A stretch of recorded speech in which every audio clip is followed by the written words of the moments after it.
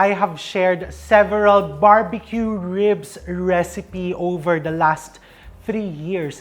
And recently, may friendship akong nagsabi sa akin, "Uy, alam mo, if you put coffee powder or if you use brewed coffee para palambutin yung iyong ribs, mas masarap. Parang it gives it a nice pungent and smoky flavor that really complements well with the pork meat." So today, subukan natin yan. Let's prepare coffee ribs.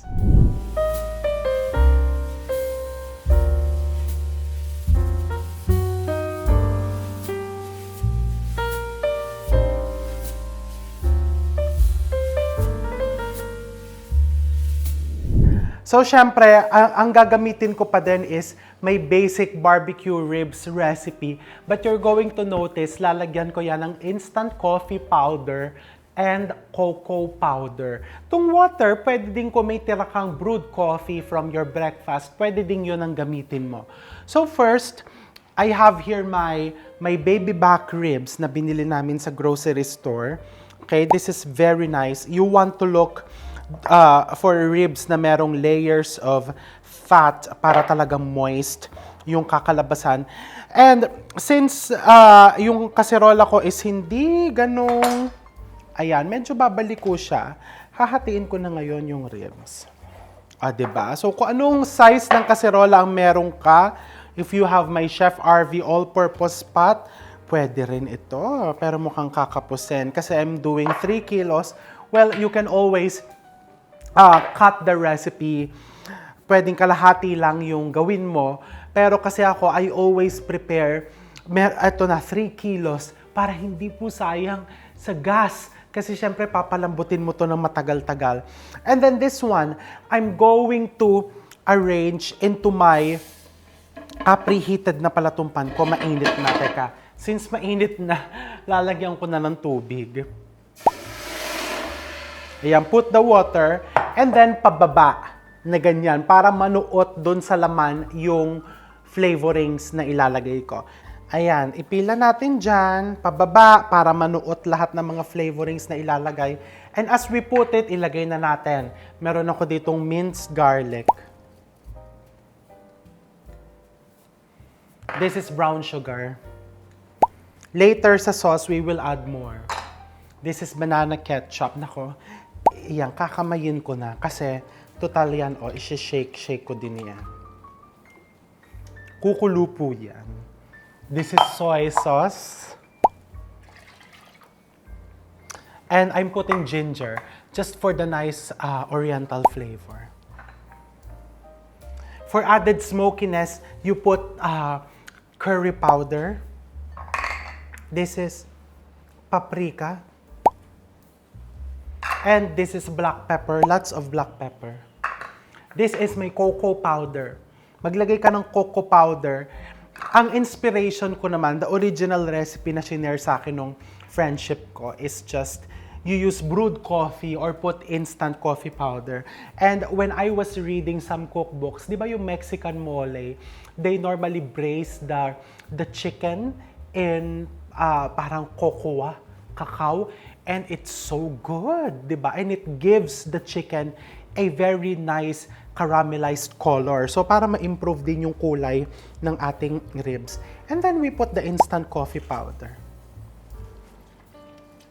And then, this one, I'm just going to braise this for around 1 to 1.5 hours or until fork tender na yung ating ribs. Kung medyo mas makapal yung ribs mo, you might need to add 30 more minutes sa iyong bracing. Ayan, it's very important na well-covered ng liquid yung iyong ribs when you brace it. So, hihintayin ko lang kumulo yan, and once it boils, I'm going to decrease the heat to low, to medium-low, and then I'll continue bracing it until the pork or the ribs has become fork tender. Ganun lang. Okay? So, yan. Hintayin natin kumulo. Alright, so kumukulo na siya. Pinoposition ko lang na siguradong lahat ay nakalubog ng maayos. But don't worry, as it cooks, medyo uurong po yan ng konti. So, once it's boiling, I'm going to decrease the heat to low, medium-low. And then, iwan natin for an hour. I-check natin. Pwede mo din ibaliktad yan mamaya. Okay? So, balikan natin. Ayan na. Inip na ako. It's been 1.5 hours. And eto na. Malambot na siya. Actually, ganito yung lambot na gusto ko. I'll show you ha. Ilalagay ko na siya sa sheet pan. Yung lambot na, see? Pero, hindi nagkakalasog-lasog. Okay? Nakikita mo, tinutulak ko lang po yan. Kitang-kita mo ko yung lambot niya and kung gaano siyang kamoist. Kung hindi ka makatiis, sumama.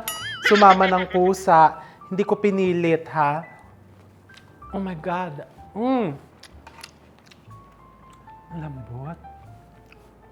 And ang sarap. O, diba? Hindi lang kasi pwedeng malambot lang. Kailangan masarap din.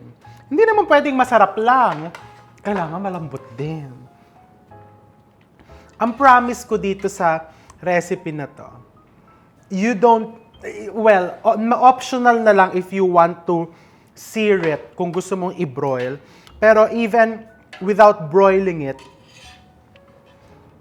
nandun na yung smoky flavor because of the coffee and the cocoa and the other spices that we've added. Now, this one, sasalain ko, I'll get a strainer here, papunta sa isang wok or any kaserola so we can reduce it. Okay, just be careful.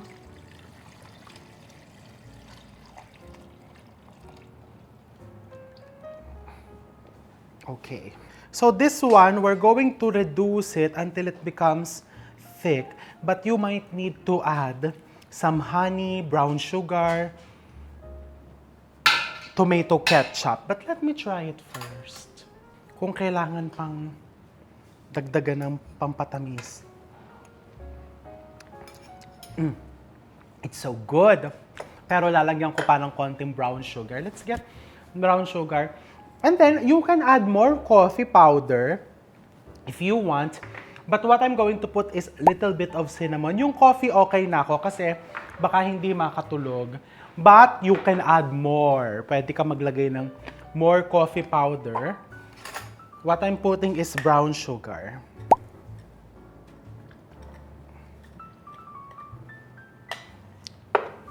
And then we're just going to reduce this. So, papakuluan mo lang yan hanggang lumapot yung sauce. Pwede mo din lagyan ng slurry if you want, kung mainipin ka. Pero, mas masarap po yan kapag ka reduction. Perfect. This is perfect. I think I'll add the coffee. I changed my mind. Gusto ko yung may pungent, may kick. And the smell. Smells good. So, let's reduce this. Matagal-tagal din po ito. Mga 15 minutes ang pagre-reduce. And then, mamaya, i-dress na natin yan. Ito, para hindi ma-dry, pwedeng ipasok mo muna sa loob ng oven.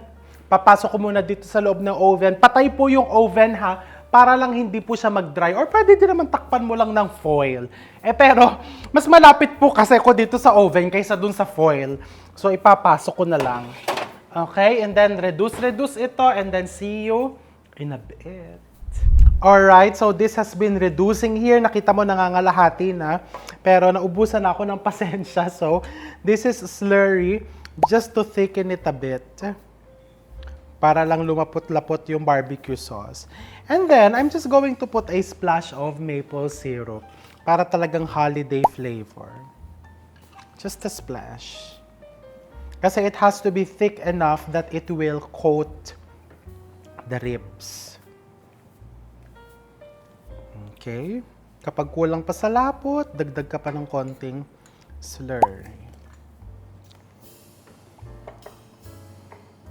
Lagay ko na lahat. Okay, and then I'm ready to try it. In-oven ko to. And then look, ganito lang yan.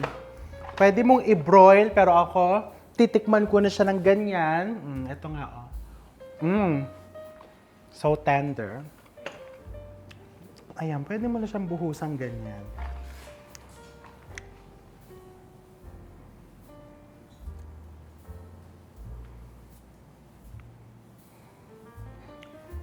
Para mas kumapit yung flavors ng sauce mismo. And then, i-ref mo. Pagka ready ka ng Noche Buena na, tsaka mo ipasok sa oven. What I do, pwede mo din i-grill lang sa pan. But, I'm going to show you ang itsura niya sa loob. Actually, no need to use a knife kasi mahihila mo yan ng ganon. Even without a knife. Look how tender it is. Look how moist.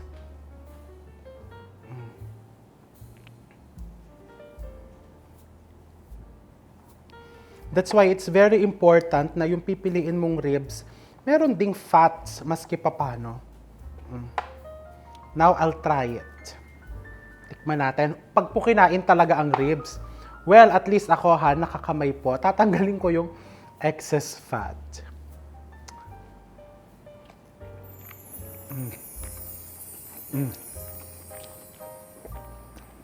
I love it. But syempre, mas masarap pagka madami yung sauce.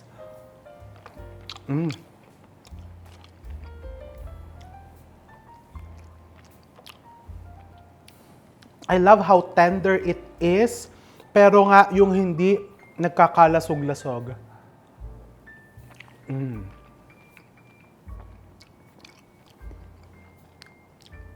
Medyo conscious na po kasi ko ngayon, kaya tinatanggalan ko ng taba last.